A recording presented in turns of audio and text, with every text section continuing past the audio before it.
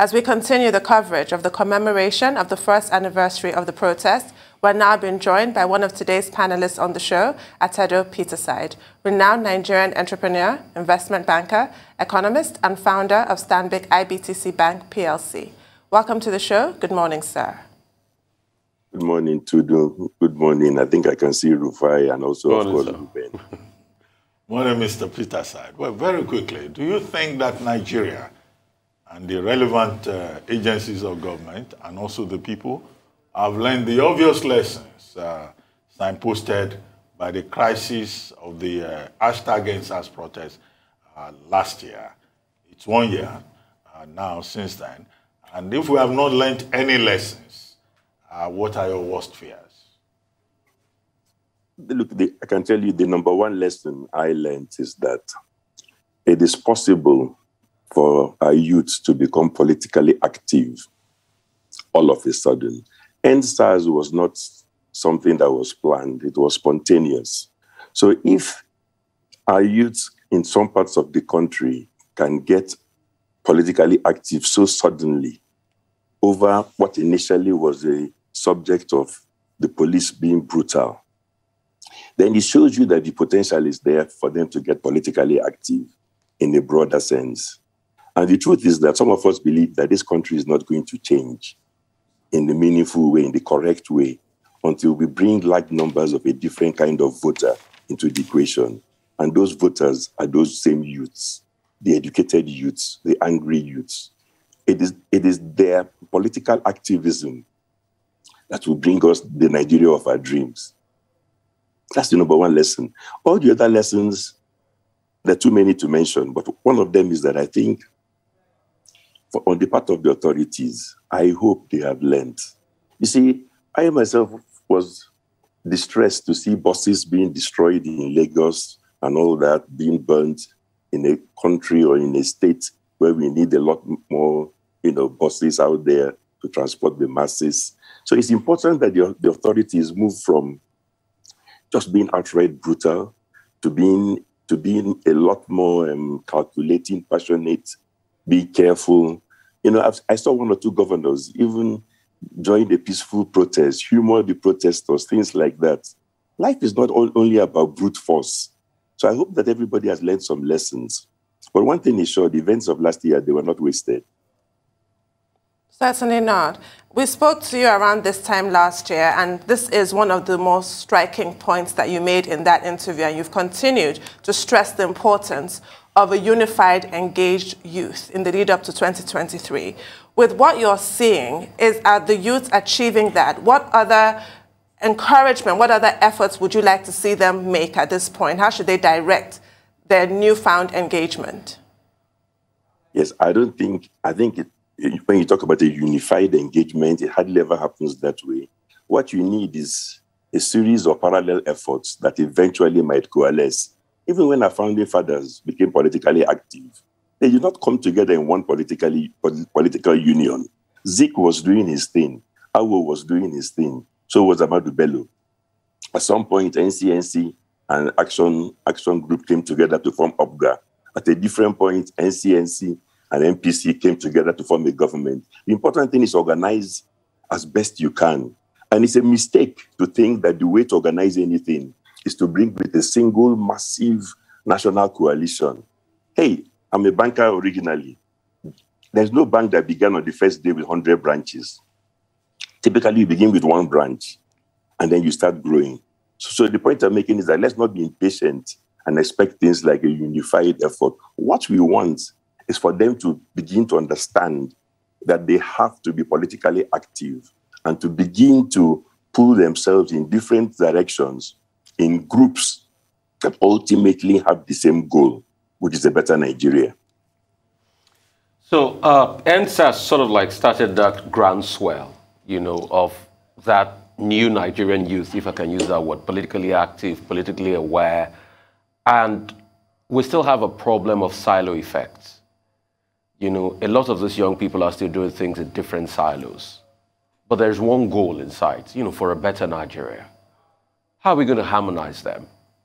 Take, for instance, there was an event by the Lagos State government yesterday meeting some young people, still talking about the future.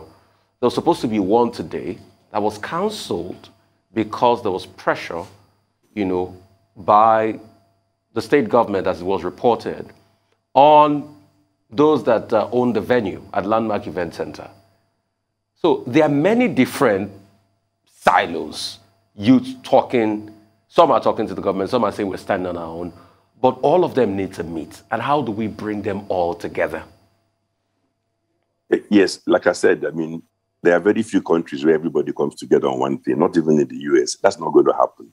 The important thing is that they come together in groups that are large enough. It could be 2 groups, 3, 4, 5. Nigeria is a big country. It could be 20. It doesn't matter. But the thing I want to point out is that there are some things on which you can be united. Some simple things. One, every single youth above age 18 who is not registered should go out now and get registered to try and get a voter's card. That is the minimum requirement for being politically active. Because sometimes, even by your sheer numbers, people get afraid that you may come out and vote. And then they start trying to pander to your needs. So you get better governance. The second point is that in Nigeria, there's a big difference between going out to register and actually being able to collect your voter's card later. Please, I want to be very careful in my choice of words. Sometimes I believe efforts to get voters' cards to new voters are sabotaged from within. Voters' cards are very easily picked up in some parts of the country. In some other parts of the country, it's as if some people work together, not at the top from INEC, but below, to frustrate people. I wish INEC would release data on the sheer number of voters' cards that are awaiting collection in various places. Sometimes those people don't even know where to go to pick up the voter's card. I have personal experience in Lagos. If one did not have resources to be able, you go to point A, they tell you your card is not here, it's in point B. You go to point B, your card is not here, it's in point C. How many unemployed youths or not so wealthy youths can be going around from point to point looking for a voter's card? So we have to come together as a nation and say, we must help INEC to improve. If you don't bring people into that game where they can exercise their right to vote, then INEC has failed already from the onset. So I think what I'm saying is that let us unite on some things first. The building blocks are: 1, everybody go out there, register. Number 2, everybody, after you register, whatever it takes, collect your voter's card. When you've done those 2 things, then you can take part in the game. And that game, some people say, oh, there's no time between now and 2023. Hey, when you talk to the bulk of the youth, they tell you the time is too long. In the sense that it was Harold Wilson, former US Prime Minister, who said, a week is a very long time in politics. So I'm saying, let's just unite on the simple things first. Do you have your voter's card? Go and get it. Well, Mr. Peterside, just before we pose the next question, it looks like the protest has started both in Lagos and in Abuja. But we can see on our screen a slight difference in terms of strategy. In Lagos, we have a procession of vehicles around the Lekki toll gate. That's Femi Falano, Falz, right there on the screen, inside the bus and protesting and making statements. So we have a convoy of vehicles. And I guess that this strategy has been adopted in Lagos because of the heavy police and security presence at the Lekki toll gate. In Abuja, and that's our own Yemi Adamolekun right there on the screen. When she's not on television doing analysis, is the director in charge of Enough is Enough in Nigeria. So the protest has started, the commemoration has started. In Abuja earlier on, we saw Deji Adeyanju, an activist also addressing, and that's Deji Adeyanju right there on the screen with placard carrying, activists, reminding everyone of what happened in Nigeria a year ago. But let's listen briefly to Deji Adeyanju before we go back to Mr. Atedo Peterside. They became a global movement last year. Now, precisely 1 year ago, comrades, patriots, Nigerians defied threats, defied intimidation, And we gathered in all cities across our country, and even in diaspora, in London, in America, in Canada, and elsewhere. The essence of us gathering was to draw global attention to police brutality in Nigeria, and that the reforms we are asking for are holistic in nature. The police will benefit, the citizenry will benefit, and the nation is the greatest beneficiary. Absolutely. That the things we're asking, the irreducible minimums. And I will not bore you with speeches because today is a day for us to call them by their names. That we must call our heroes by their names. That we must remember them. We must celebrate them. We must celebrate the movement. We must celebrate the Colonel Johnsons of this world who were extrajudicially gunned down by the police. So at this point, I will hand over the mic to my Electoral and other comrades who are here. And we will now, okay, first I'll give the mic to Pelumi. He will talk and also lead us in Aduta songs. Thank you. Freedom comes by struggle. Freedom comes by struggle, by struggle. Freedom liberation comes by struggle. Freedom comes by struggle, by struggle. Freedom. Sure.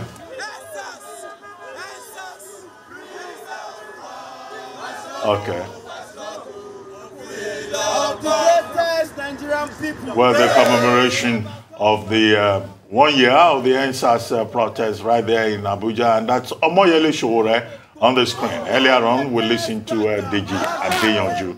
But now we'll go back to Lekki Toge in Lagos.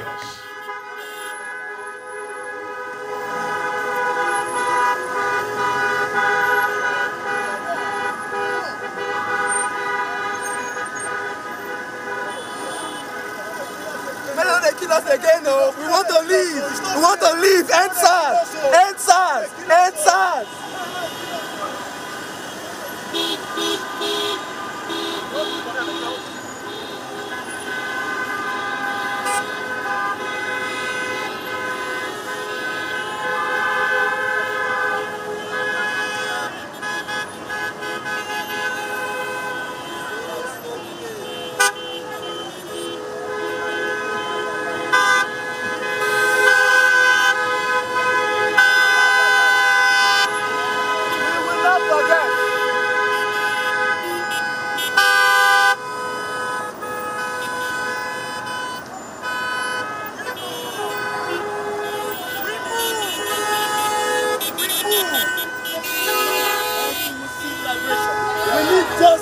Nigeria. Yes. We need justice for all citizens. Yes. We need justice for the law. Yes. We need justice for the right. Yes. We need justice for everything. Yes. This country belongs to all of us. Yes. We must begin to treat all Nigerians as one. Yes. This country must stop discriminating against people. Yes. This country must stop discriminating against tribes. Yes. This country must be a country that has respect for citizens, that has respect for justice, that has respect for law.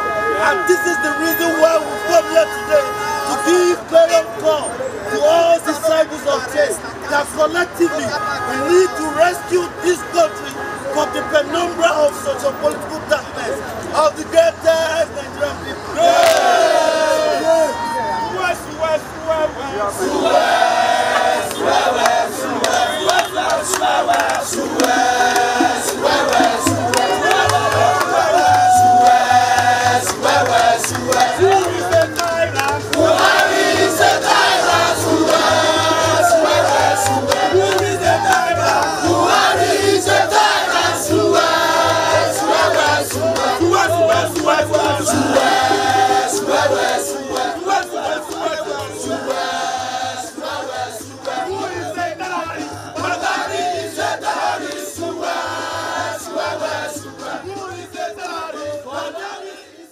Well, there you have it on screen, the commemoration of the NSAS memorial in Lagos and also in Abuja. We still have with us Mr. Atedo Peterside, renowned Nigerian entrepreneur, investment banker, economist, and founder of Stanbic IBTC Bank PLC. But before we go back to Mr. Peterside, we already have with us seated here in the studio in Lagos, Gbenga Omotosho, the Honorable Commissioner of Information and Strategy for Lagos State, and he will be joining the conversation. But before we come to the Commissioner of Information and Strategy in Lagos State, let's go quickly back to Mr. Peterside. Mr. Peterside, I was going to ask you, what has changed? Last year, the Feminist Coalition and the young people who protested against police brutality, they had 5 demands, 5 for 5 demands. And that even included the interests of the police. 1 year later, do you think anything has changed in terms of the welfare of the police, the attitude of the police, and also in terms of the overall concerns of young persons about governance in Nigeria? I'm not sure if anything has changed with the police. If indeed anything has changed, I mean, that was significant. Perhaps I missed it. And I'll be honest with you, I was not observing the police very closely. So perhaps those who were doing so might have seen something that has changed, you know. But I mean, definitely, I'm not aware that anything has changed significantly. I think that it's important that when we are talking about what has changed generally, you can see it even from these protests and so on. What is changing is more and more of the educated young people becoming politically active. I admire some of the people I saw on TV just now, Yemi Adamoleku, you know, the young Falz, all those people. Yeah, this is, we hope to see more of this. Sorry, I don't mean more of protests necessarily, because protests have a double-edged sword. I think protests should only be once in a while. I'm talking about more of the political activism. And this is how movements will start and they will grow. And leaders will emerge. You see, one of the things that has changed as well is that last year, there was all this talk about no leaders, no leaders. Look, every group, every movement needs some leaders. And already slowly you can see some emerging. How come I could look at your video shots and pick out some people who already look like leaders? That is the way things happen naturally. Even if something was spontaneous, eventually leaders will emerge. There's no organization, there's no grouping that can survive without leaders. But they could be in clusters. Let the young Falana lead one group. Let Yemi Adamoleku lead another group, and so on and so forth. Then those leaders can bring people and they can talk to each other. This is the organic way to bring about change in the country. Right, thank you, Mr. Peterside. We'll come to you, Mr. Omotosho. And obviously, the first question has to be about the reports that we've all read and heard that there were plans to organize a protest at an event center in Lagos called Landmark Event Center, and that the owners of that event center were dissuaded from allowing the protesters to hold their protest there by the Lagos state government, and a deposit paid by the protesters had to be reimbursed. Can you confirm this? Yeah, thank you very much. I won't confirm that because it never happened. The Lagos state government will, at any point in time, encourage free speech. And what they were going to do at Landmark is all about free speech. And let me tell you that I was with Mr. Governor about 2-3 days ago, and some of these NSAS people, they came to him and reported this matter. I would not want to mention their names. I know them, some of the guys that you all know. And they said Landmark stopped them and returned their money and all that and all that. And the governor called the owner of the Landmark Center. I was listening, he put the phone on speakerphone. And he said, I think the guy's name is Mr. Paul. And he said, Mr. Paul, when last did I talk to you? And the guy said several months ago. And he said, Mr. Paul, have I ever discussed with you that people are coming to your place and you should stop them from doing whatever they want to do there, NSAS, memorial, or whatever? And the man said no. He said, okay, why did you stop them? And who is telling them that the government stopped them? And the man said, I do not know anybody who is saying that government stopped us from allowing them. But the government has nothing to do with this. It's a pure business decision that we took to safeguard our customers, to safeguard our property, because we do not know where this could end, like what happened last October. And the governor said, thank you, bye-bye. And some people were even saying that they would like to record the conversation.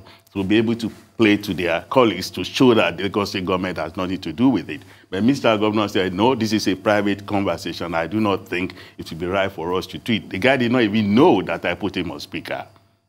So it is very, very wrong for anybody to say that, to assert that Lagos State government stopped Landmark or any other event center from, allowing protesters to practice, to do anything, whatever they want to do in their facilities. So the Lagos State government had an event yesterday for young people. Straight up my head, I was thinking, how about you incorporate the NSAS protesters to be part of that event, for them to make good representation in that event? Because, you see, all of this is just about voices to be heard. It's just about narratives to be heard.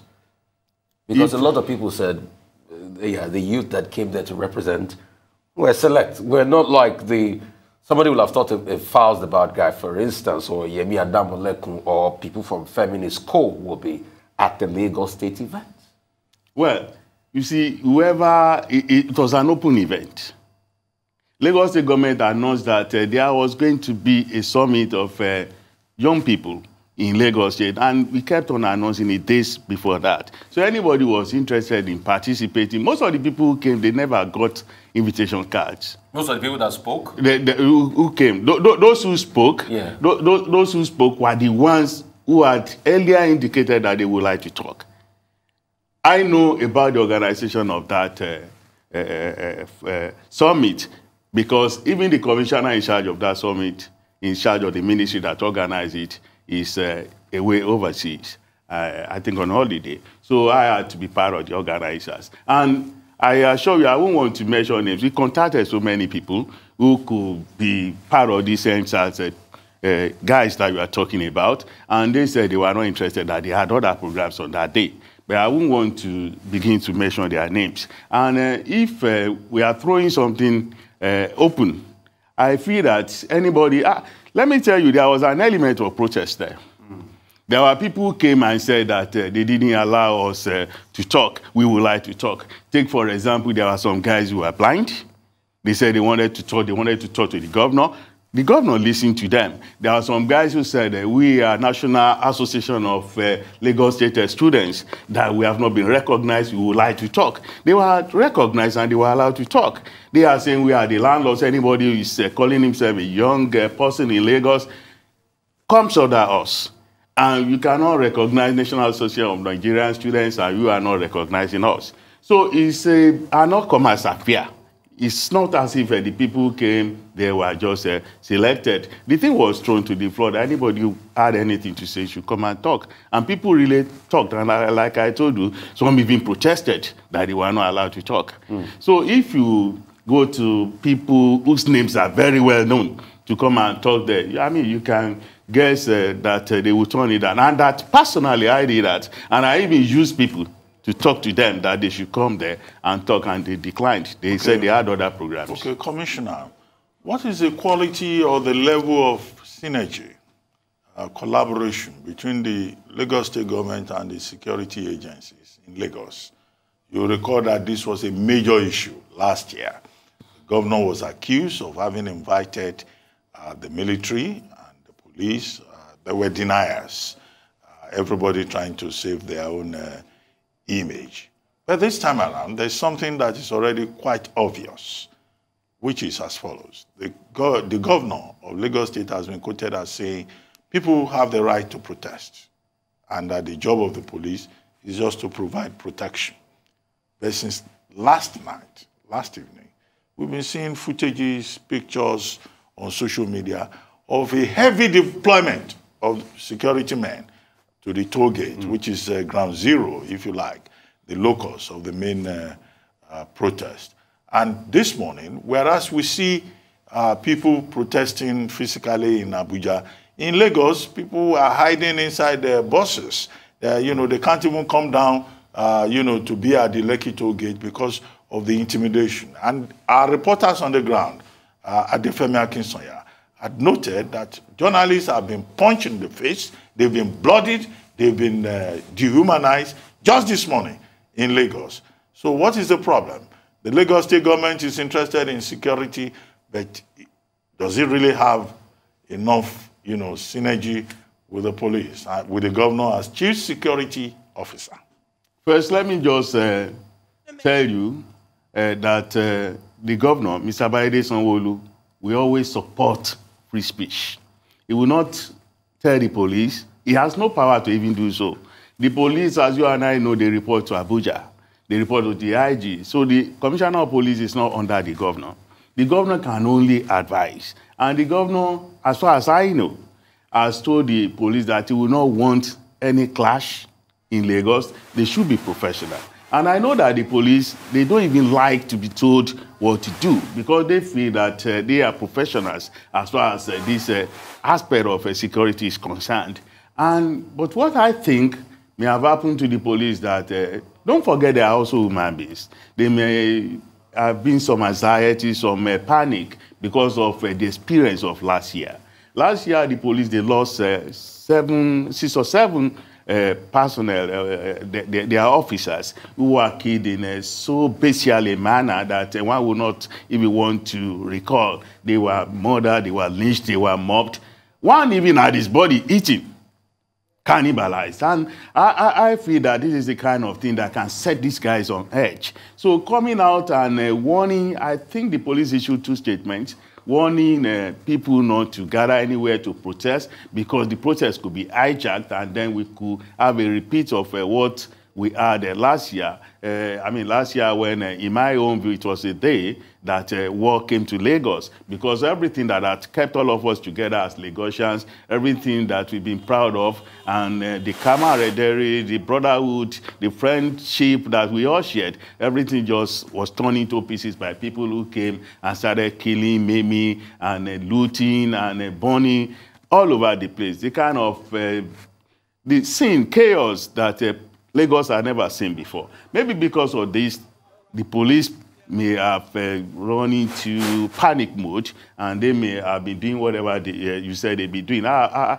have not seen that. But personally, I have spoken with the commissioner of police myself to say that, well, I feel that the police should take it easy, but, you know, they have their own professional way of handling this kind of a situation. But the government has nothing to do with it at all. Our own is that we want peace in Lagos, and that is what Mr. Bayede Sanwo-Olu, the governor, has been stressing. We don't want a repeat of the kind of carnage, pillaging, and all kind of rubbish that we had in Lagos the other time. And I'm sure Lagosians don't want it. They want business to move on. They want all of the things we are doing to rebuild Lagos to be done. And they want peace in Lagos. And I feel that the peace of Lagos is the peace of Nigeria. The peace of Lagos is the peace of black man. And I do not feel that anybody will want the kind of thing that happened last year. So I will not talk for the police. I don't know why they are doing what they are said to be doing. But I feel that they too, we should realize that they are human beings. And I feel that we have to encourage them not to do that kind of thing if indeed they have done it.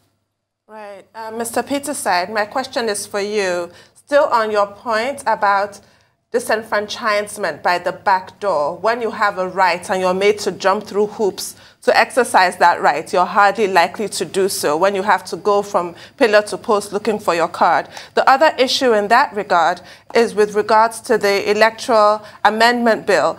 A part that has gotten lost in all the noise about electoral transmission, well, rightly so, is about election campaign financing and how the proposed bill has lifted the ceiling from 5 billion naira to 15 billion naira for presidential elections, 1 billion to 5 billion for governors, 100 million naira to 1.5 billion for senators, and 70 million naira to 500 million naira if you want to contest for the House of Reps. All of this is prohibitively expensive for the youth. What is your take on all that?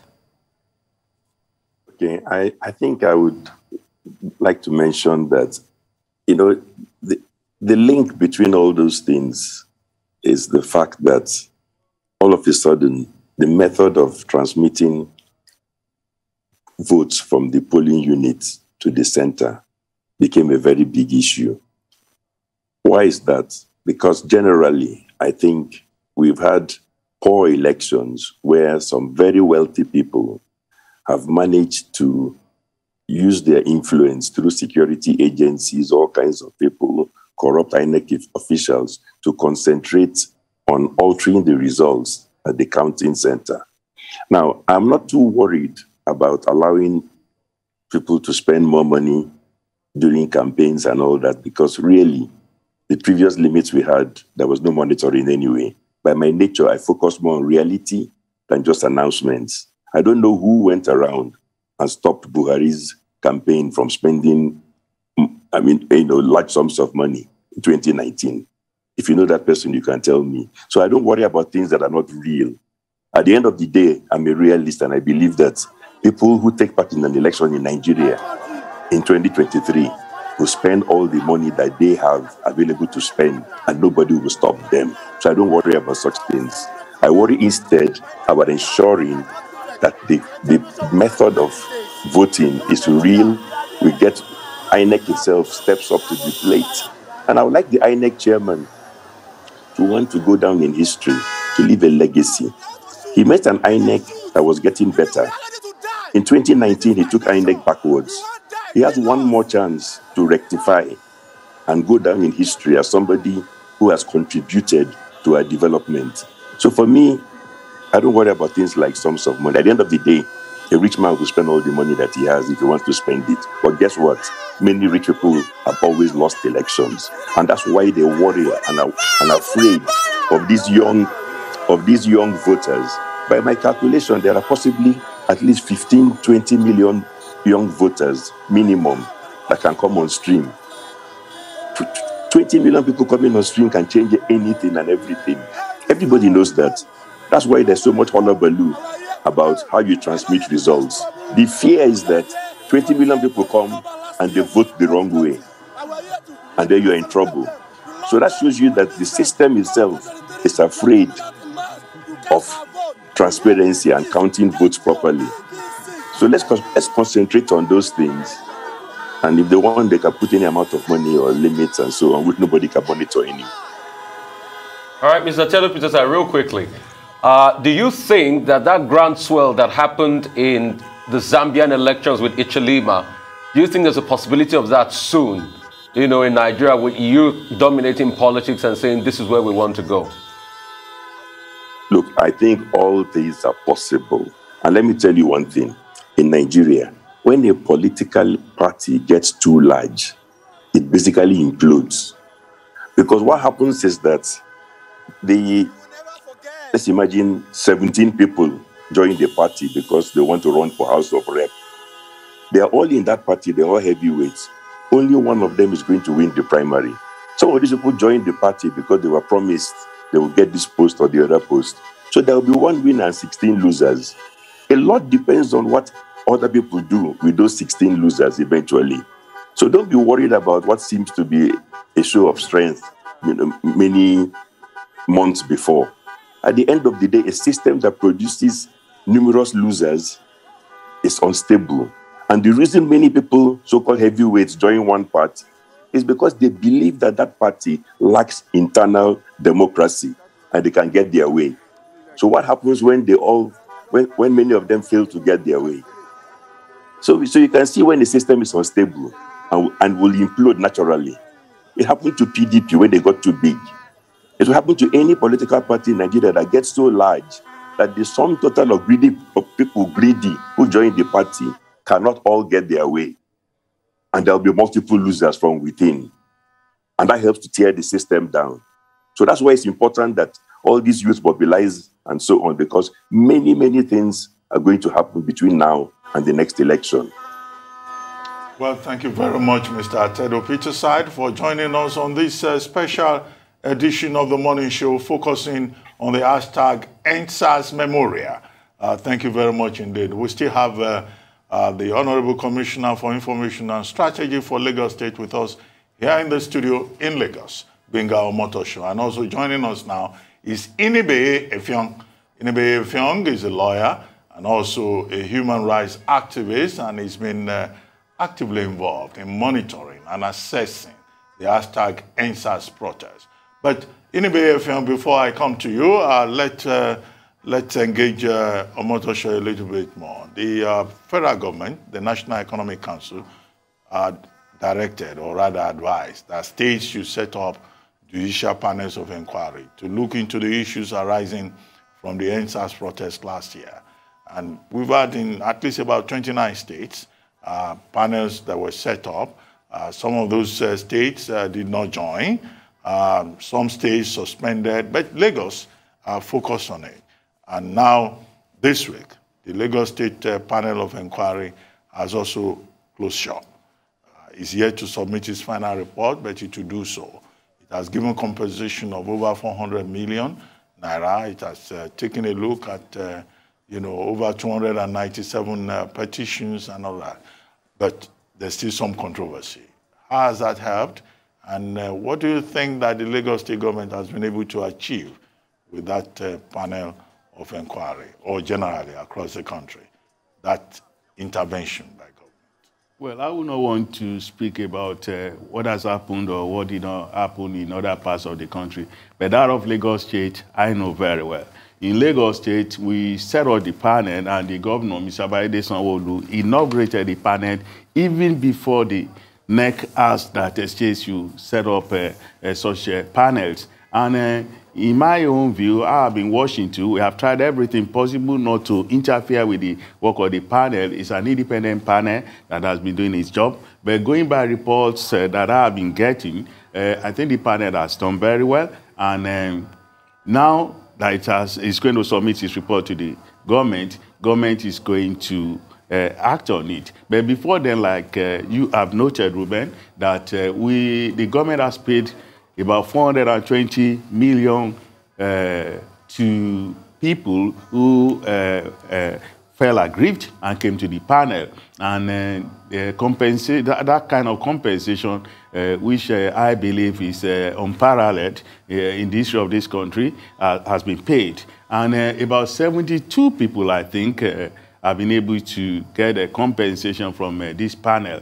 But in my own view, and in the view of the government, it's not just about paying money to people. You can see that in the case of Lagos State government, we didn't limit the timing of the panel. We just left it open, so that anybody who has suffered police brutality, either from SARS or from the regular police, you just go to the panel, make your case, and if it's a genuine case, you get a restitution. And this is what has happened. But in Lagos, it is not just about compensating people with money. It's about reconciliation. It's about unity. It's about a kind of a rebirth of all of the things that we believed have kept us together as Lagosians, that have been allowed to snap, that have been allowed to be brutalized. So the brutalization of our psyche, the brutalization of our identity as Lagosians, we are trying to restore through this panel. And I pray, and I hope, and I am sure that at the end of the day,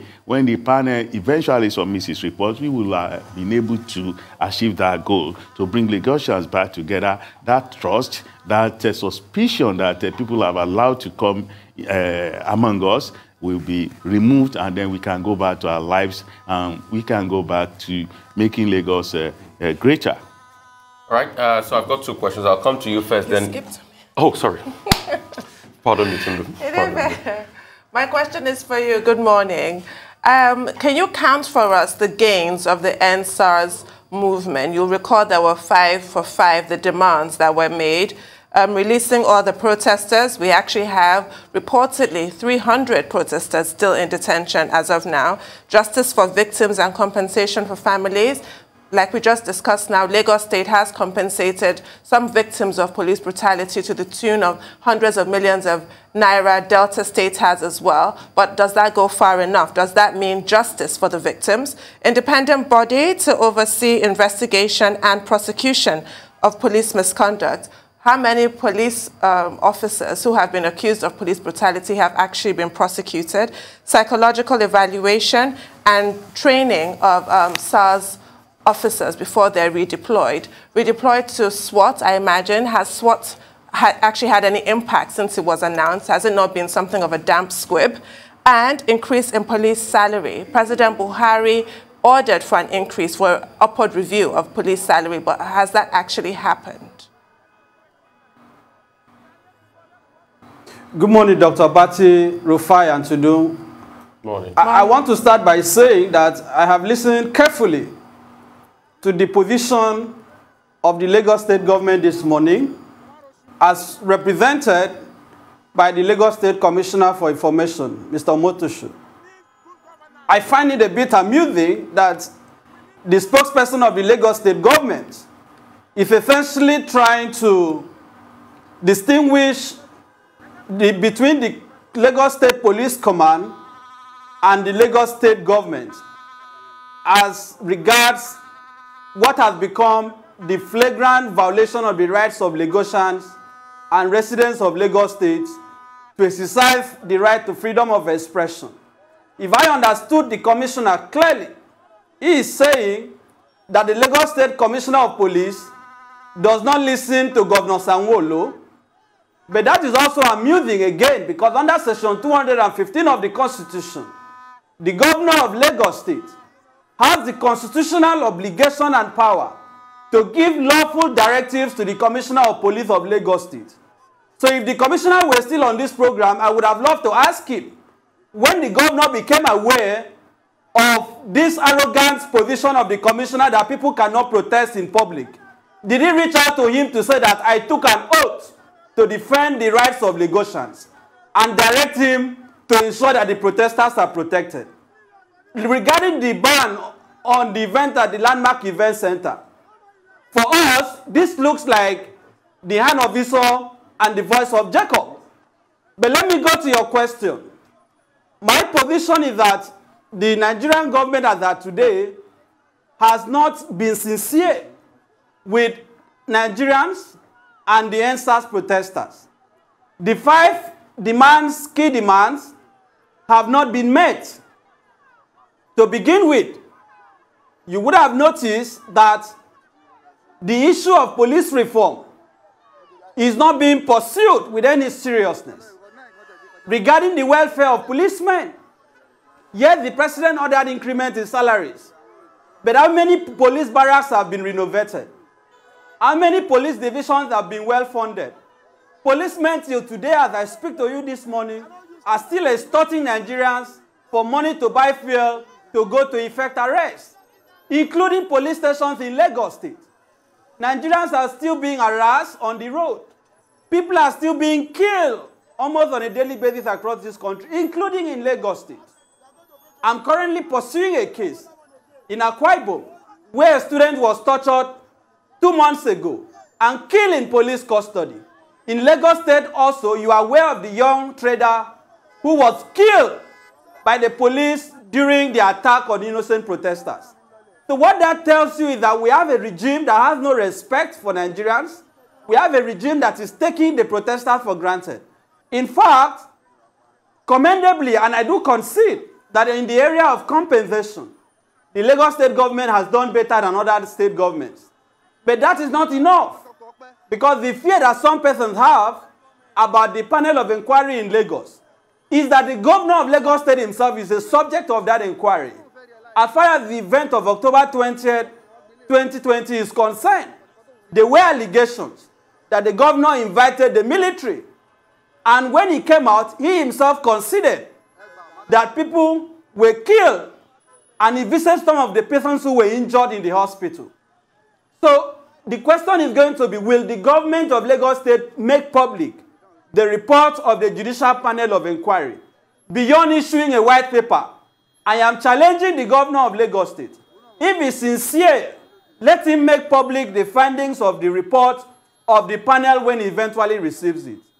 Again, there was also the demand that policemen who have been involved in the extrajudicial killing of Nigerians, policemen who have committed all manner of acts of criminality, should be prosecuted. No policeman till date has been punished on account of that demand as made by the protesters. They could say, well, that the panels have not submitted their reports yet. But don't forget that in 2018, the National Human Rights Commission went across this country and sat on cases of SARS abusing the rights of Nigerians. That report was never implemented. That report was thrown into the dustbin of history. Again, it took our insistence to commemorate the anniversary of the NSAS for the National Economic Council, led by the Vice President, to now come up to say, oh, we are going to listen to your demands. In Abuja, for example, the panel of inquiry had stopped sitting about 6 months ago. But when they heard that people were going to protest again, they now said, oh, we are going to resume our sitting. In some other states, the panels have not even sat. As of today, police are still arresting people for debt recovery. Police are still extorting Nigerians in the name of collecting money for bail. This is happening in police stations in Lagos State. And the Governor Sanwo-Olu cannot claim ignorance of this. What has he done? Has he engaged with the Commissioner of Police on this? These abuses are still going on. And my assessment is that the Nigerian government is telling Nigerians to come back to the streets and resume another protest. That is my understanding of the contemptible manner that the Buhari regime has treated the demands of the NSAS protesters. Right. Inibehe, we'll still come back for you for you to break it down for us and, you know, put it piece by piece. You said a lot about, you know, the state government being involved. But let's take a reaction. The commissioner is still here. Commissioner, you have heard all what Inibehe Effiong has said. Your reactions to it. Number one, he talked about the state governor. You said the state governor can just advise, you know, the Lagos State Police Command. But he's saying no, that he has a constitutional right and he can prevail over them. He's talked about, you know, people still paying for bail when bail is supposed to be free, as they say. There are still a lot of issues on ground. There are still people that are still being arrested. As a result of the protest last year, they are still languishing in jail. What do you say to all of these things? Well, I would like to give it to Mr. Effiong that he even had some redeeming feature for what we are doing in Lagos about the pardon and all of that. But let me just I know that he is a lawyer and an activist. I do not know how much knowledge he has about governance. I'm not a lawyer. I will not want to start quoting the Constitution as he has done. But for him to be saying that they are still asking people to pay for bail at police stations and that what has Mr. Biden, the governor, done about that, I think that is preposterous, with due respect. That, in my own view, is a bit absurd for you to say because people are paying. How would you expect a governor to know that people are paying for bail at a police station, police stations that you have hundreds of them all over the place? And apart from that, I do not see any way in which the governor or the government will want to be an obstacle to free speech, an obstacle to good policing, with all of the things that the government is doing about security, about policing, and that is so transparent to Lagosians to see how we are buying equipment for the police and doing everything. But I have been in this country well enough to know that whether the governors have constitutional rights to order the police chiefs around or to tell them what to do and what not to do, well, it's a subject to debate, or of a debate, an academic exercise. We all know that the police, they don't take orders from them. So many governors have come out to scream to say that they ordered the police, they gave directives, but the police never obeyed. The truth of the matter is that it's the command structure of the police will not make them. And something that is like a pride in the job that will make them to report to Abuja. So are you saying that, take for instance, the police officers that have camped at the Lekki toll gate since 3-4 days ago, when we've seen their trucks there, are you saying that that order came from Abuja? I'm not saying that order came from Abuja. I wouldn't know, but I suspect they are members of the Lagos State Police Command, and the police commissioner must have told them what to do. And I said earlier that I personally, I spoke with the Commissioner of Police this morning that the way things are going, I feel that the police should, I know how they feel about what happened last year because they have really suffered. They lost their people and all that, but that should not be an excuse. Every job has its own perils. That should not be a reason for the police to misbehave. And he agreed with me that they were going to be civil. And I know that these are guys who are well trained about handling this kind of situation. And I do not expect them to be brutal. And I feel that they know how to handle the situation and they will handle it. So it's not because the governor has spoken with them, this is what to do. The governor can't take over command of the police. The police command is... Real quickly, also talked about the government releasing the reports, and because there's always this dichotomy. There might be a report released, or what comes out in the white paper is totally different. Can you give him assurances that what will come out in the white paper will be based solely on the report? Let me just tell you, from the little that I know, looking at the panel from a distance, there is no way anybody can hide the report of that panel, because that panel comprises people of various backgrounds. I think it would be a good idea to interrogate those issues. The 545 demand by the #EndSARS protesters last year. What has changed? What have we really achieved? The minister has tried to tell us some of the efforts taken by the federal government. But is that the case down the line? The people feeling the impact? Is there any difference? Inibehe, Effiong, just be on standby. That question will come to you. But before then, the Commissioner for Information, Lagos State, was here to conclude what he was saying. So, Omotosho, I come back to you. Like I was saying, I was trying to reply to what Barrister Effiong said. And for me to just state categorically that while we had the break, I had to look into the Constitution, and I found expressly that it is stated there that the police, the IG has control over the police. And the ultimate power is vested in the IG and the president. Yes, it's true that governors are called chief security officers, but it's only by name. The phrase is an anomaly that we should just do away with. The governor of a state cannot appoint an IG, for example. The governor of a state cannot appoint a commissioner of police, not even a DPO. He cannot even fire them. So if you say that the governor is a chief security officer of a state, I think is just taking the matter too far. We are stretching it for too long, because it's stated in section 215 that he has quoted that the police is under the command of the IG, and it is very, very simple. So the governor can give directives, and all these directives, they are taken to Abuja before they either obeyed or disobeyed or just ignored. So it's just mere making people happy as governors to say that they are chief security officers of their states. Yes, as political appointees, as leaders of the people, yes, they have to look after the security to the extent that they should provide whatever they can provide in terms of equipment, in terms of encouraging the police, in terms of boosting their morale, but they cannot appoint a mere DPO. They can't even punish a DPO, let alone talk about commissioner of police.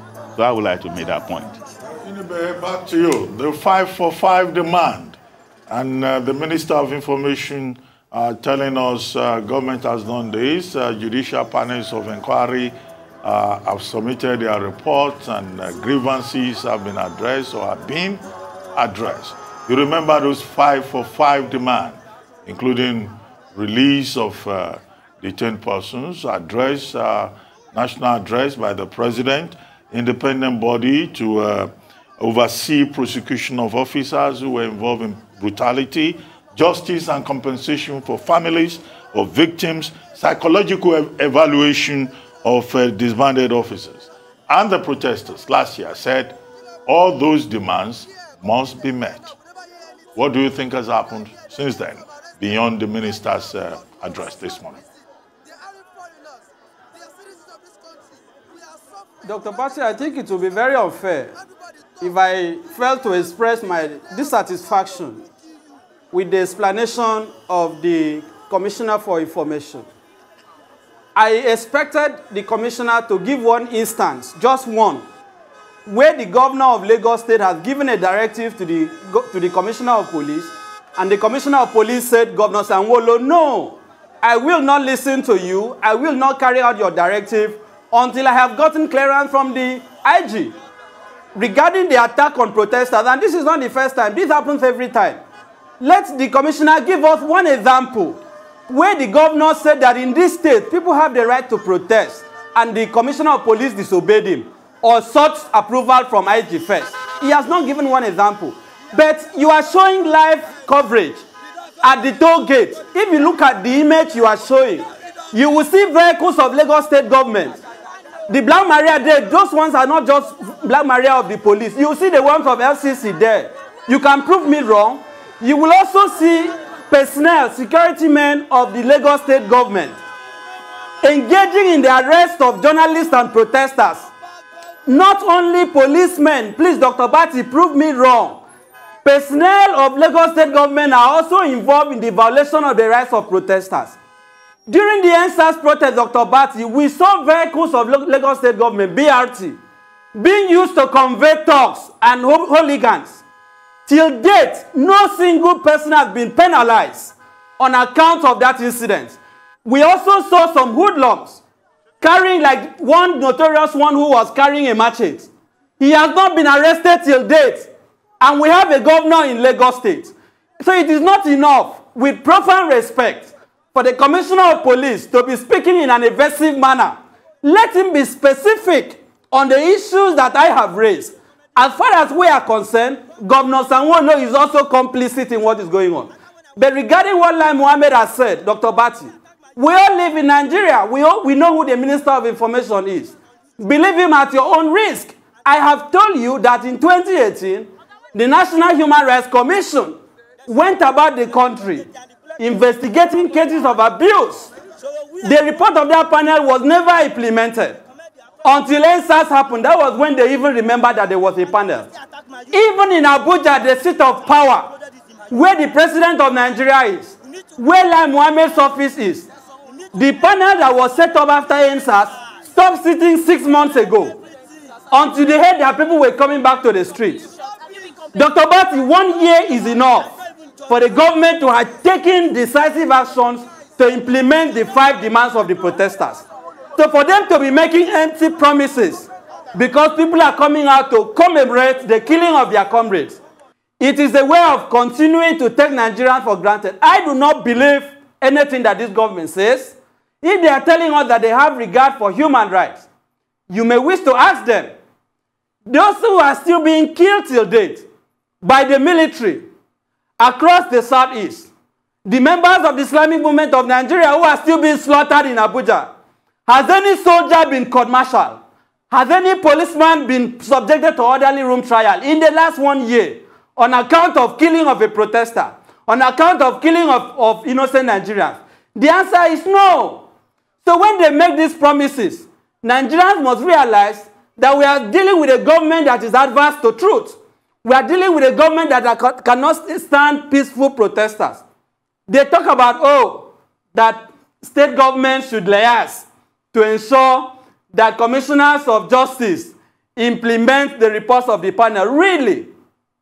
As I speak to you, the so-called victim compensation fund, which I concede Lagos State has set an example. Because we don't just condemn, we also recommend the areas they have done well. Right. The federal government has not even said how much they are going to set aside. Even if they are waiting for the outcome of the panel, when will the supplementary budget be presented? Right. Mr. So what does that show you? It shows you that we are dealing with a regime that has no regard for the truth. Inibehe, Effiong, if I could just come in now, we've got to go and take live reports from Adefemi Akinsoya, who's at the Lekki toll gate. Adefemi? Adefemi Akinsoya. Hello, Tundun. I hope you can hear us. Loud and clear. Tundun, so as you can see from the last time we spoke, the scenes on the street have definitely become a lot more animated. Earlier, And indeed, a few hours after the beginning of this protest, what we saw were a convoy of vehicles, of cars, all identifying themselves with their Nigerian flags, showing that they were in unison, commemorating the one-year anniversary. Now, over time, that has definitely grown and aggregated into what you're seeing on the streets now. A stronger, more disorganized protest of people on the streets. A huge traffic jam. You've got people protesting, flags being flown, chants being sang, demands being asked for, posters in the air. So it's very much commemorative of the scenes we saw here in Lagos a year ago. An update on the arrests, though. You'll remember that earlier this morning, we spoke to two people who had been arrested, and both of them said they had been beaten by the police when they had entered into the armored black vehicle. A few moments after that, an additional two people were also bundled into vehicles. And I asked them, what was their experience?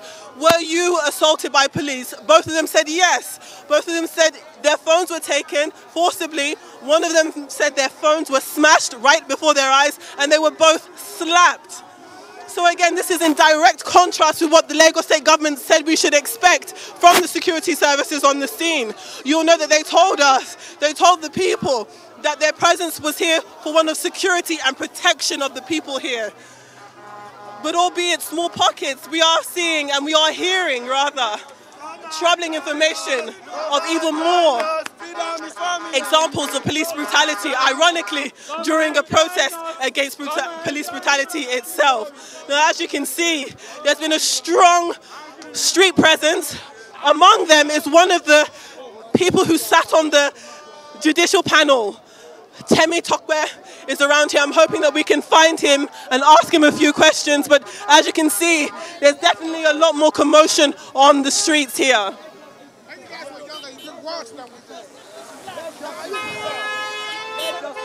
Temi Tokwe? Temi Tokwe? Temi Tokwe? Just quickly, we're live news.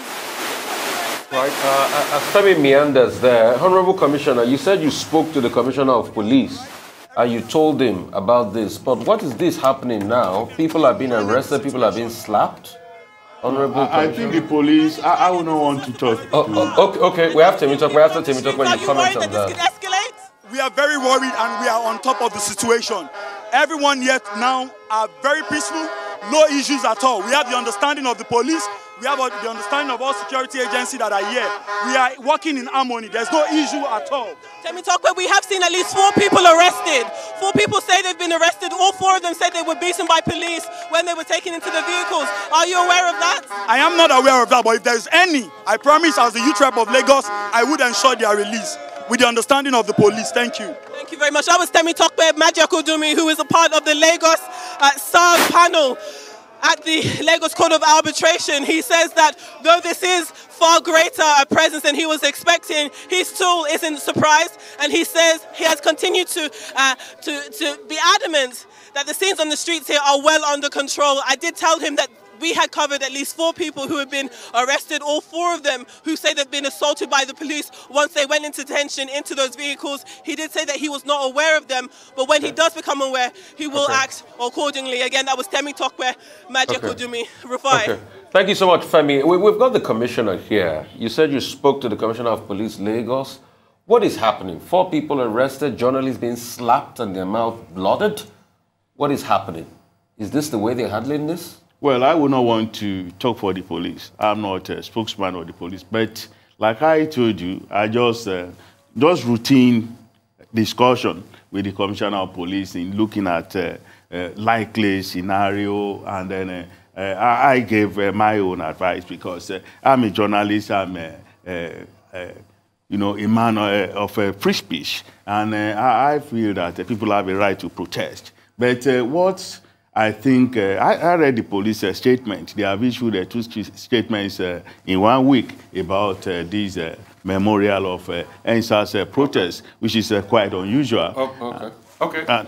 So, some of our journalists, in fact, Femi that was speaking just now was harassed. So we'd like to ask Femi, maybe you will react to that. Our journalist at the Rise TV, Femi Akinsoye, was harassed. Femi, if you're there, Femi, please tell us your ordeal. You were harassed at that ground. By who? Who did it? Absolutely. with force, with the armed police. The situation was, our cameraman and I, we were the first journalists on ground here very early in the morning. And as I told you back then, there was a very strong police and security presence, all of them armed. Within an hour, we had all of our cameras out, all of our team had joined us. We were at least a team of 5 people, 2 cameras, 2 camera operators and 2 reporters, as well as our field reporter. We also had a drone that we were using to take aerial shots of the car procession. Commissioner, our journalist there was harassed. She was trying to state what happened. But what do you say about that? I think harassment of journalists is condemnable. If that actually happened, it shouldn't be, because I would want to believe. She can't lie. Femi can't lie. Yeah.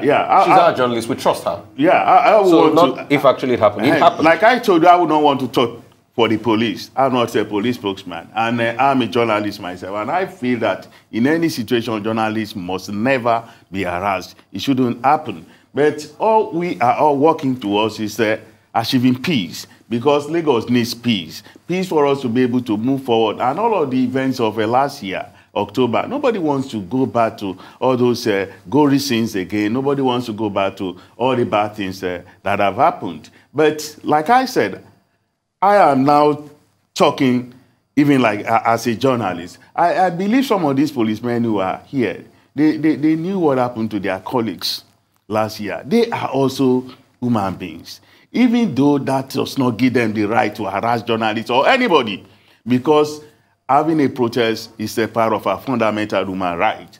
But then the police, they will tell you that they have a duty to do, and that they have to do their job. They will tell you that they too, they are also human beings. They lost 6 people in a bestial manner. And like I said, they were mobbed, they were lynched, they were killed in a manner that one would not even want to recall. So these guys too... Omotosho, that would not provide any kind of justification for misconduct on the part of the police. Now, I've already said that. Yeah, that they don't have to do that. It looks like we have Femi Akinsanya back. Femi Akinsanya, They shot the drone down. Are you back with us? Oh. Hello? Which one? The one in orange? Yes, I am. Okay, we lost Hiya, connection Dr. briefly with you. You can hear us now. Yes, you were giving us an account of what exactly happened when the police harassed you and Opeyemi and the others. The issue was about our drone. The security services were not happy that we had a drone in the air, and they asked us, they demanded that we bring it down. We complied. We brought it down. It takes time, you can imagine. It's an object in the air, and it takes time. They grew a lot more agitated because of the time it was taking to take the drone. Within seconds, one of the security guards pushed me, and I had to hold on to my ground to make sure I didn't hit the floor. And then again, another officer came after Okwe, our cameraman, and dragged him by his shirt, snatched the drone from him. We then snatched the drone back, and it turned into a whole altercation. So you can see, we are journalists, we've come here to cover the protest. We are not a part of the protest ourselves. So just to see the level of tension on the street, it is worrying, it is unsettling. We all know why we're on the streets. It's been a year since a day that is dark in Nigerians' history. So to find that we ourselves were people who experienced that level of harshness, of brutality, you can only imagine what other people might have gone to say. Well, it's only fair, though, that I do have to tell you, a few moments after that, around an hour or so later, a police officer did come over to us and apologize. Well, that apology, obviously, while it's accepted, doesn't erase what has happened. Yes, I mean, you have to state the facts, and the facts are very disturbing enough. Actually, when we came back to you, I was telling Tundun here in the studio that you sounded a bit nervous and breathless. We have the commissioner here. Yes, Omotosho, you say you don't speak for the police, but the commissioner of police is here in Lagos State. Akim Odumusu cannot be running a police unit in Lagos State that will be run or will be behaving like a band of fascists. Do we have a situation room in place whereby right now the governor of Lagos State can engage with the police commissioner to tell him that, look, there are rules of procedure. He cannot throw onto the streets of Lagos a group of fascists who will be harassing journalists and intimidating people in the name of an attempt to uphold the law and ensure peace? Of course, I have said it twice here that it's wrong for anybody, whether you are police or any security agent, for you to harass journalists or anybody for that matter, because the right to protest is a fundamental right. But then, like I said, the police too, they are human beings. They are prone to making mistakes. They are prone to emotions. They are prone to sentiments. And in this particular instance, all of us, you know what has brought about this protest that we are seeing now is as a result of all the events of last year that happened around October.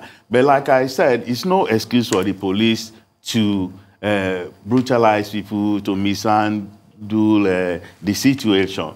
But then I feel that it's going to be resolved in a peaceful manner. I feel that I know that all the people who have been offended this morning, they have. I can also see photographs of some of the leaders of the security agencies talking to the protesters and asking them to take it easy. And I hope that at the end of the day, peace will prevail, because that is all we care about in Lagos. Nobody in the government of Lagos State will ask the police to go out and begin to harass people, maltreat people, or to begin to just arrest people for no reason or for just protesting. But like I said, I would not want to talk for the police. But I know that all we care about in the government of Lagos State is that there should be peace, and we are going to be, talking to them and asking them to maintain peace. I have to commend you, Adefemi, on the fantastic job that you do providing this invaluable service. And this year, it's you and Okpe. Last year, you'll recall, it was Ferdinand Duroha and Francis Ogbonna, an Arise News reporter and cameraman, and Arise News property was destroyed, as there was an attempt to do that today. And I also want to commend all the Arise staff that went out, all you intrepid reporters who went out last year. Ozi Okoli, Ohi Odiai, our producers, Tokumbo Yetunji, and of course, Adefemi, Leila Johnson Salami, and Shaitan Atigarin. And I really have to commend your bravery and in continuing to do the job that you're doing. Femi, as shaken as you clearly are, you're still there, and we thank you. Right, real quickly, I just want to get more insight about this, because this is something that is really painful. If Arise News is covering this and our drones are being snatched away from us, is there anything against taking drone shots? We think, as a media organization, it's part of modern day reporting and the use of technology to have a holistic view of storytelling. And you as a journalist seeing this, would it be easy for you to call up the Commissioner of Police and tell him about this? And if probable, he could come on air to talk about this and offer another apology on air? Because this is just journalists doing their job.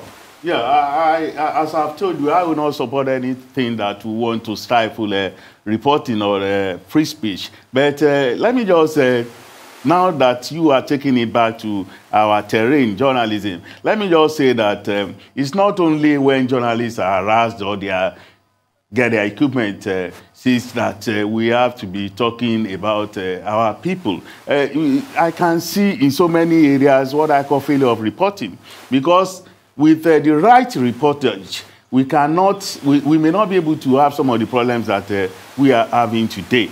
I do not know how many journalists, as I speak with you now, sent a call, I put a call through to the Commissioner of Police or the police spokesman, for him to come and see what is going on here, for him to have a comment there. But it is very easy for us to begin to talk about all those officers who have misbehaved one way or the other, reportedly. But for us as journalists, I do not think that we should not look at the other side at all. I do not know, I haven't seen any police side here at all. But if in my own, as an editor, what I would have done today, I would have been able to deploy my reporters. Apart from going to the toll gate, they should also be on the police. Because all these guys you are seeing on the street, I'm afraid they will not be able to talk. They won't even know what to say. As far as they are concerned, they have come here to do a job.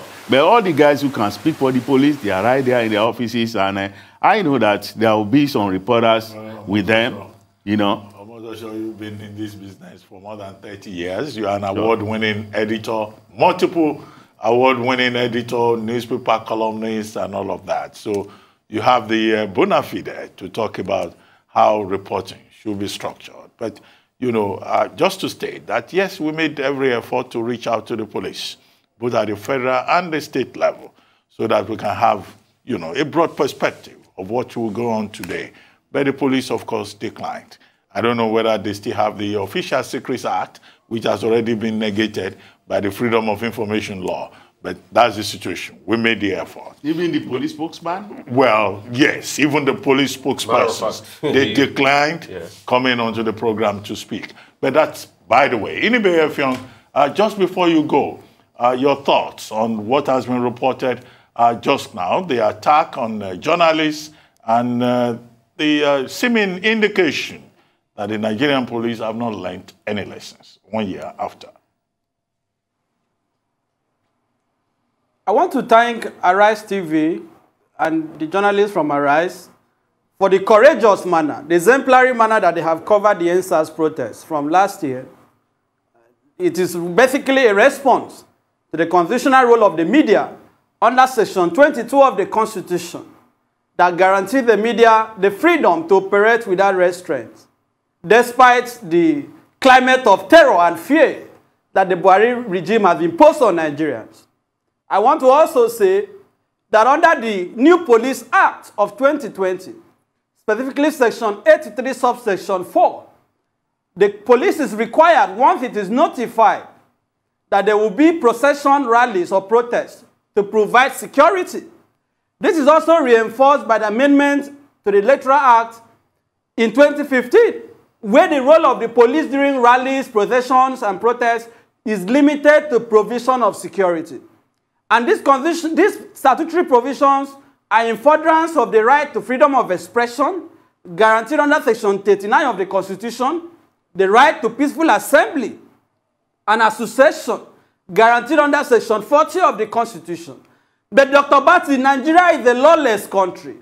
When you have a commissioner of police, Mr. Dosumo, you know, when you have a CP who continuously goes on public record to tell people in Lagos State that he would not allow people to protest, and even had the audacity to say that he will only allow indoor gathering. And you know, I heard the commissioner say that they are also human beings. We are all human beings, Dr. Bati. It is condemnable that some policemen lost their lives.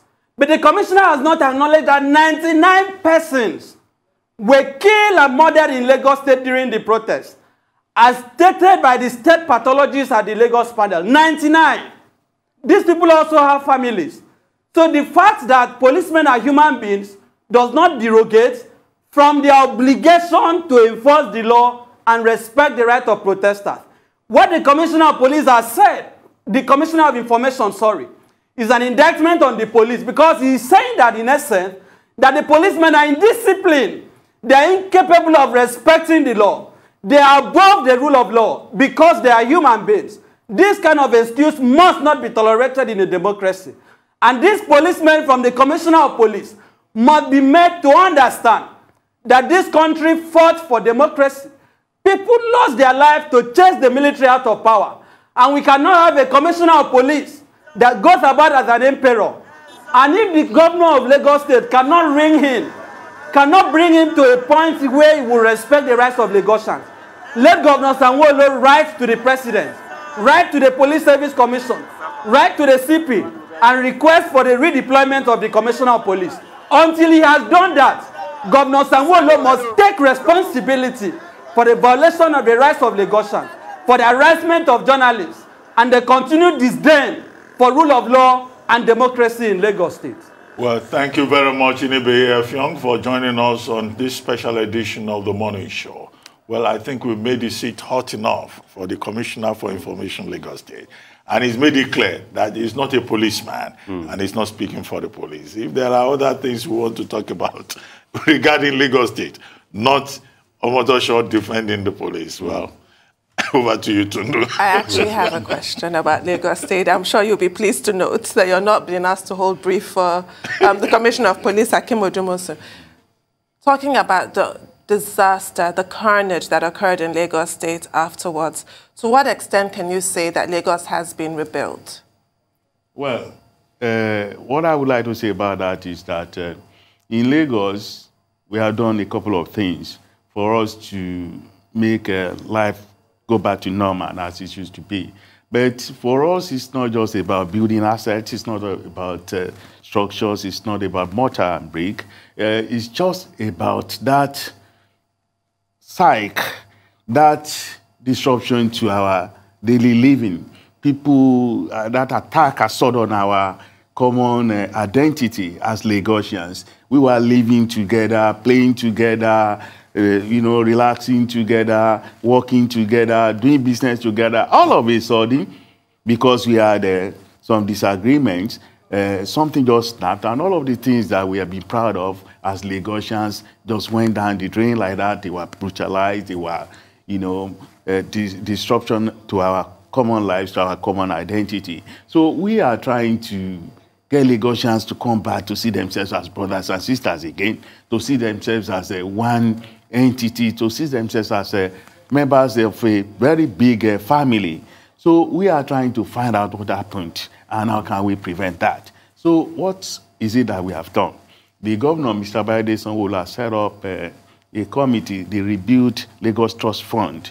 And members of this trust fund, they are headed by Mr. Yemi Cardoso, the chairman of Citibank. Then you have eminent personalities such as Konyisola Ajay, SAN. You have my colleague, Mr. Sami Gube, the commissioner for project and planning. Then you have Mr. Otonu, an engineer, and so many other people like that, young people and business people, all manner of people have been saying that they would like to help Lagos to come out of this kind of this problem that we have found ourselves. As you know, so many of our iconic buildings were destroyed. The forensic lab, first of its kind in Africa, was burnt down. The iconic city hall, the Lagos High Court at Igboshere, which is the dream of every lawyer to go and practice in, burnt down with all the documents there. The Oba's palace was desecrated, and so many other buildings that we lost. We lost almost 200 brand new BRT buses. And for Lagosians to have allowed this to happen, we felt that it's not a normal situation. And first we have to look at that, the psychological impact of it, and see how we can reverse that. So the committee is trying to raise... Okay. So the committee is trying to raise what? Just to raise funds for us to be able to rebuild all this. But as you know, it's not easy doing that. But they are at work. All right. Thank you so much, Commissioner. Sheita Atigari, I understand you're there. You have your own angle to what has been happening there. Sheita, talk to us. Good morning, Sheita. Are you there? Well, good morning, Rufai. Yes, I am here, Rufai. As you can see, the procession is getting even more, has gained more momentum. A lot of people, what they are doing is arriving in cars with the Nigerian flag attached to their cars while they horn, and they continue to go around in circles, making their way from Victoria Island down to the Lekki Phase 1 toll gate. They turn back round and they make that U-turn over and over again. A few people have been picked up by members of the Nigerian police force. However, the status right now this morning is that a lot of people are staying in their cars to make sure that they are not arrested. Sheita, is there any impediment there? Rufai, can you repeat your question? Yeah, go straight ahead. You said some people have been picked up. People are staying in their cars so that they are not arrested. Yes. Yeah, continue with the report. Is that all you have to say? Okay, right then. I just want to make sure, I just want to highlight the fact that a lot of people that have made their way down are actually blocking the traffic that has gotten to the Lekki Phase 1 toll gate. So at this point, they are trying to make sure that the traffic continues to move. Well, Shaitan. Hello, Shaitan, can you hear me? Yes, I can hear you. Okay, Dr. yes. Abati, I can hear you. Yes, I see you are on the ground there, but one of the things you've done in the last 1 year is to cover very closely the proceedings of the Judicial Panel of Inquiry in Lagos. That panel closed shop this week, yesterday, in fact, to be specific. What are some of the things you observed there? Because apparently it looks like the persons who have gathered this morning at that Lekki toll gate and those, driving up and down, they don't seem to be too impressed. Or do you get the impression that the protesters are impressed, that the government has made some effort? That's an excellent question, Dr. Abati. Like you did say, the Lagos Judicial Panel came to a close on the 18th of October. And while a lot of people were hoping that the reports from the Lekki tollgate incident that happened on October 20th, 2020 was going to be released on the 18th, what Justice Doris Okuwobi did say was that when they are done with their reports and their findings, they were going to hand it over to the Lagos State government, who would now decide what they want to do with those reports. I've spoken to a few protesters on the ground today, and they say that they are very unhappy that 1 year after, justice has not been gotten for people that lost their lives at the Lekki tollgate. Shaitan, right now with the Nigerian flag flying, it's really difficult to not remember the allegations that protesters were at the Lekki tollgate flying the Nigerian flag, singing the national anthem when allegedly they were shot. Somebody opened fire on them. What is the mood today as people remember the events of 20th of October 2020?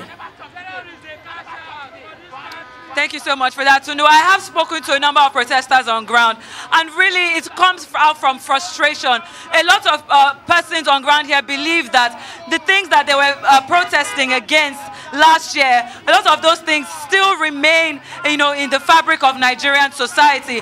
I spoke to Falz Falano, who is one of the people that has pushed for this protest to happen, and he did say that protesting is the fundamental human right of any citizen of Nigeria, and that no government official or no police officer can stop them from protesting today. So as you can tell, a lot of people on ground are very, very frustrated. I'm going to talk to someone very briefly. Can I talk to you, sir? Can I talk to you, sir? Why are you here today? Why are you here today? We're here in solidarity. We're asking the federal government for justice. Today made it 1 year since the Lekki unfortunate massacre. And up till now, no justice for people that died. No justice, no nothing. And we're here to say, federal government, give us just one thing. What we're asking for is justice. Justice for all those who lost their lives, justice for all those who have gone through the whole massacre, police brutality, and the rest of them. It's just NSAS. If we don't get justice, we'll still come back next year. We'll keep coming back until we get justice, and that's it. That's why we're here in one voice. And I'm very super excited. You know why? Because this is the second time that all Nigerian youth are coming together to say enough is enough. All right, yes. Thank you. Like you just heard from that young man, Tundu, everybody on ground is frustrated and wants to make sure that the Nigerian government is paying attention, that Lagos State government is paying attention. Thank you, Shaitan. Thank you so much, Shaitan. And you heard another side to what is happening on ground now. I mean, your read on that before we start to wrap things up with you, Commissioner? What I've heard and what I've seen, I think, like I have said, everything that we are talking about, we are working towards peace. The people who are protesting, those who are asking them not to protest and to look at alternative ways of resolving matters such as dialogue, we are all talking about peace. And I feel that that is one thing that Lagosians really have to set their eyes on, that this land, Lagos, our country, Nigeria, they belong to all of us. Collectively, we own them, and we shouldn't do anything that can destroy them. We can agree, we can disagree, but then we have to realize the fact that at the end of the day, we have to sit down and talk about it and negotiate, and that we are brothers and sisters. Inibehe raised the point about the report of the panel. A lot of people are iffy about that because they're saying the panel will submit to the Lagos State government, they will write the white paper. A lot of people want honesty as regards that report. Well, that's not for the commissioner to determine. We want to thank you very much, Gbenga Omotosho, for joining us at this special edition of the Morning Show. And we hope that when you leave here, you pass a message across from what you have seen from the field, that everyone should just keep their heads in the right place, so that the Lagos State government will not have to set up another panel of inquiry. Thank you very much for joining us. Tundo, what's next? Thank you.